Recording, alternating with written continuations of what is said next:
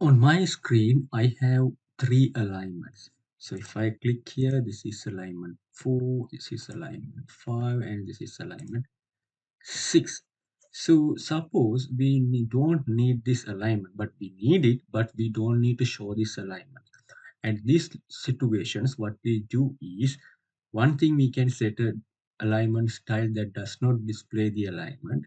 Or on the other hand, the easiest way would be you can set the alignment or put the alignment layer into a freezing state. So to do that, I am going to select this alignment.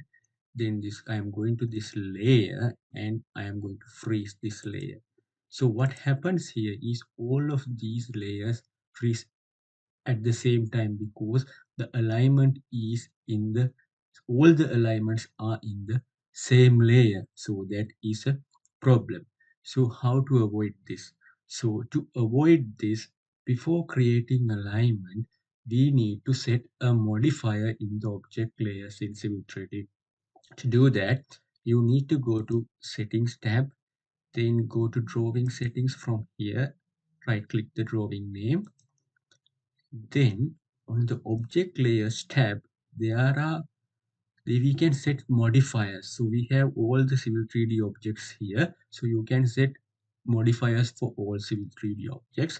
What I can do is I'll set a modifier. That means I'll set a modifier after the alignment layer, and the value for the value I'll type space then asterisk mark. So that means after C road, we will give the alignment name after a space, right? The asterisk mark denotes the alignment name here. If it is a surface, it will denote the surface name here. So that is how to do that. Now I have set the same thing on a drawing too before creating the alignments. You can see it here. Here you can see it the same thing. So I'll cancel. So if I click this layer, click this alignment, you can see